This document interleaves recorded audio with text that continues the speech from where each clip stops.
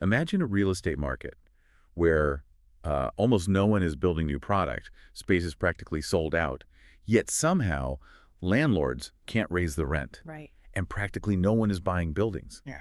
That economic paradox is happening right now in the inland Northwest. It is a massive contradiction. I mean, you look at the coastal markets right now, and they are grappling with oversupply and rising vacancies. Yeah. But then you zoom in on Spokane, Washington, and you find a microeconomy operating on an entirely different set of rules. Welcome to this custom deep dive into the Spokane industrial real estate market for Q1 2026.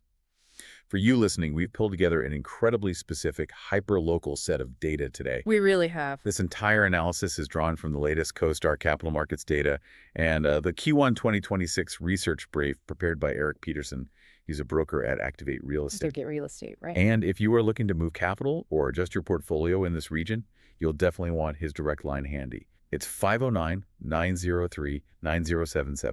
We'll make sure to give that to you again at the end of the show. Our mission today is to really look past those surface-level numbers. We want to unpack the mechanics of why Spokane is remaining so resilient, and more importantly, where the hidden traps are for investors trying to navigate what is, frankly, a completely frozen transaction environment. So let's establish the baseline with our quarter in a minute. We're going to hit you with 4 headline statistics drawn directly from the trailing 12-month CoStar data. Okay, let's hear them. First, the 12-month sales volume hit $102 million. Second, vacancy sits very tight at 5.8%. Wow. Third, net absorption remains highly positive at 450,000 square feet. Yeah. And finally, new deliveries were incredibly constrained with just 92,000 square feet coming online. Before we move on, we should probably clarify what that net absorption number actually means in the real world. Think of absorption like a sponge, That's a bunch again. Yeah, it's the total amount of space that newly became physically occupied minus the space that became vacant. So when we say 450,000 square feet was absorbed, that means the market effectively soaked up nearly 10 football fields worth of logistics and warehouse space over the last year. And they soaked it up while developers only delivered 92,000 square feet of new product. I mean, the market is drinking way more water than the developers are pouring into the glass. Exactly. Which points to a structural stabilization phase. Spokane is dramatically outperforming the national averages in vacancy, mostly because of that tight supply constraint. But here's where my brain starts stalling out a bit. If supply is that tight and, positive absorption is that high, landlords and sellers should be having a field day. You would think so. But the real story is that transaction volume is down. Sales volume is currently stuck at $102 million. Right. To put that in perspective, the 5-year historical average for this market is $130 million. Yeah. We are missing almost $30 million of normal deal flow. So why aren't buildings selling? Well, it comes down to a massive psychological and mathematical gap between the two sides of the negotiating table. There is plenty of buyer demand, capital is sitting on the sidelines waiting to be deployed.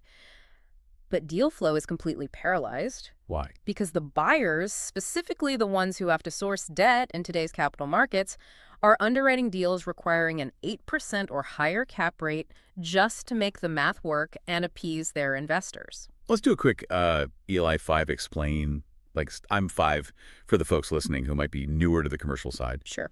When we talk about a cap rate, per capitalization rate, we're essentially talking about the annual return on investment if you bought the building in all cash today, right? Yes. So an 8% cap rate means you get 8% of your purchase price back in net income every year just for holding the keys. That is the perfect way to look at it. Buyers today are demanding that 8% yield because their cost of borrowing money is so much higher than it was just a few years ago. Right.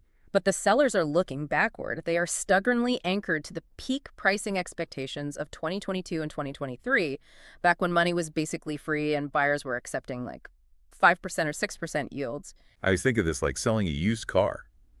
The seller is looking at a Kelley Blue Book printout from 2 years ago, pointing to a premium price tag because their neighbor sold a similar car for that much. Yeah, exactly. Meanwhile, the buyer is standing there holding a calculator, factoring in today's auto loan interest rates, and saying, I literally cannot pay you that much without going bankrupt on the monthly payment. So you just end up with this real estate staring contest. The used car analogy works perfectly because neither side is fundamentally wrong about their own financial reality. Right. The seller isn't just being greedy. I mean, They might have their own debt obligations or equity partners expecting a certain return. Makes sense. And the buyer literally cannot force the spreadsheet to produce a profit at the seller's asking price. So who blinks first? Does the buyer eventually cave, or does the seller? The data suggests we are waiting for seller capitulation. Volume will remain muted until a significant number of sellers are forced to adjust their pricing expectations. And how does that happen? Usually that doesn't happen out of the goodness of their hearts. It happens because of a triggering event, like a loan maturing or a partnership restructuring, which forces them to sell at whatever price the current market dictates. Hold on, let me push back on something here.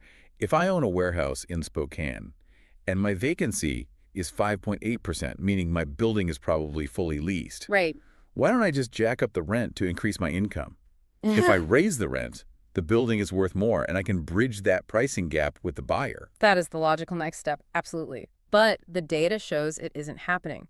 Over the past year, market asking rent growth in Spokane has completely flatlined. Zero growth. Zero. Like none. None. And that is a massive deceleration from the historical highs we saw recently, where rent was growing at 6.9% annually. Okay, make that make sense for me. If there is no space available, why can't landlords raise the rent? Because you hit a ceiling on what local logistics operators and distributors can actually afford. Oh, I see. Real estate is just one line item on a tenant's profit and loss statement. If inflation is hitting their fuel costs and labor costs are rising, they simply do not have the margin to pay 7% more in rent every year. Wow, yeah. Landlords are realizing that pushing rents right now means losing a stable tenant. And in a market where capital is expensive, nobody wants a vacant building. But even with flat rents, Spokane is still looking like a golden goose for out-of-town money. Let's look at the yield premium. You mentioned buyers are looking for an 8% cap rate. The report shows Spokane's overall market cap rate currently sits at a very lucrative 8.2%. Right, and to understand why that 8.2% matters, you have to cross-reference it against the national sector report. Okay. Nationally, asking rents only grew by 1.5%, which is the lowest rate we've seen since Q1 2020, so rents are softening everywhere. But the national average cap rate is much lower, sitting right at 7.1%. Let me do the math on that. If I'm an investor from Seattle or Los Angeles and I buy an average industrial building in a national primary market, I'm getting a 7.1% yield. If I bring that same money to Spokane, I get an 8.2% yield. That is a 110 basis point spread. For you listening, a basis point is just 1/100th of a percent. Right. So 110 basis points is a 1.1% difference. On a $10 million portfolio, that's an extra $110,000 of pure cash flow in your pocket every single year just for driving a few hours east. Capital is like water. It naturally flows down the path of least resistance to find the deepest pool of yield. Yeah. Right now, the coastal markets are a shallow puddle, and Spokane is a deep lake. An 8.2% yield is a very compelling invitation for investors who might traditionally overlook secondary markets. And the data proves that the water is definitely flowing.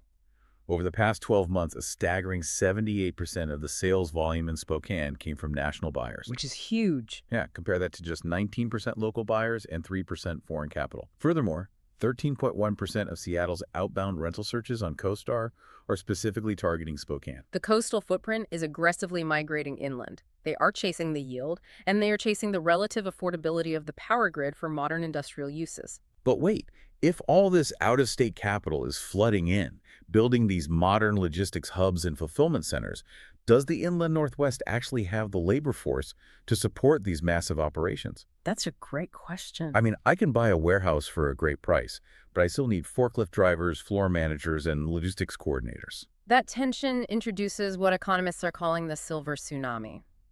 When you look at the local economic conditions, overall unemployment in Spokane finished the year stable at 5.1%. Which is above the 4.1% national rate. Right. But unemployment only measures people actively looking for work. The more critical metric is the civilian labor pool itself. Like the total number of warm bodies available to work. Exactly. And that pool is actually shrinking in the region because retirements are significantly outpacing new workers entering the market. Oh, wow. The older generation of warehouse and manufacturing workers is aging out, and there aren't enough young workers stepping in to replace them. So if I'm a massive national logistics company expanding into the region, including places like Coeur d'Alene, and just a quick note for out-of-town listeners, that's Coeur d'Alene Lane, but locally we'll just refer to it as the CDA market from here on out. Right, the CDA market. So if I'm expanding into Spokane or the CDA market, I'm suddenly competing with every other warehouse for a shrinking number of workers. And that dynamic directly translates to driving up wage pressures. You cannot just look at the real estate costs on your pro forma. Makes sense. The physical space in Spokane might be a bargain compared to Seattle, but your operational payroll is going to face severe upward pressure. You might save $100,000 on rent, but spend an extra $150,000 poaching warehouse staff from your neighbor. That is a massive hidden trap. Okay, I want to pivot to the transactions roundup. We've talked about the psychology, we've talked about the staring contest.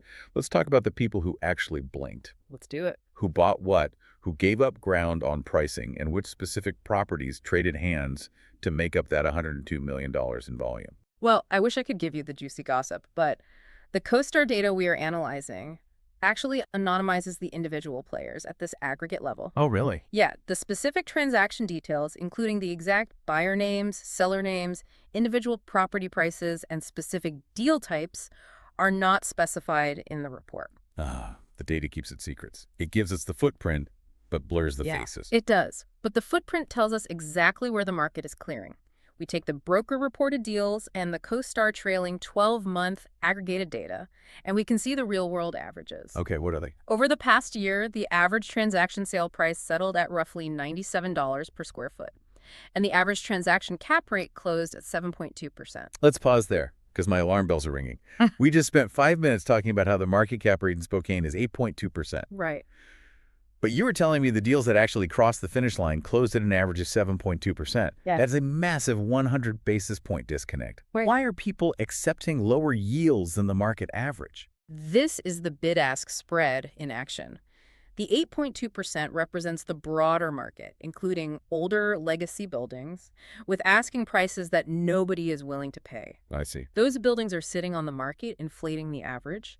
The buildings that are actually closing at 7.2% are the pristine ones.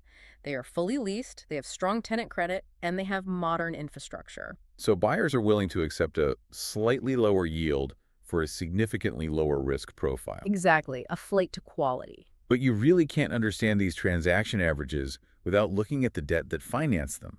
Which brings us to the capital market snapshot.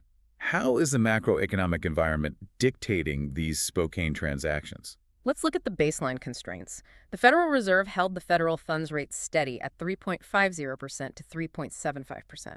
The market is pricing this in as an extended pause. Yep. But commercial real estate lending is more heavily tied to the benchmark 10-year Treasury, which is currently trading in the 4.35% to 4.40% range. Explain the mechanism there for the listener. Why does a buyer in Spokane care about a government bond yield? It's all about the spread. The 10-year Treasury is considered a risk-free return.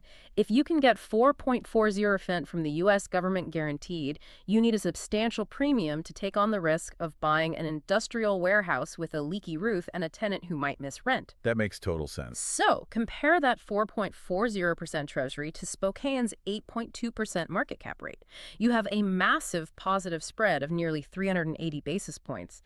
In commercial real estate, that spread is essentially your profit margin. Wow. That strongly supports the investment thesis for buyers who have heavy equity to deploy. Heavy equity being the operative phrase there. Yeah. If you don't need maximum leverage, Spokane is generating fantastic cash flow relative to the cost of capital. Absolutely. But if you do need a massive loan, it's a completely different story. The data shows that loan-to-value, or LTV, availability for institutional quality industrial product, has normalized to the 60% to 65% range. Yeah, the days of borrowing 80% of the purchase price at 3% interest are a distant memory.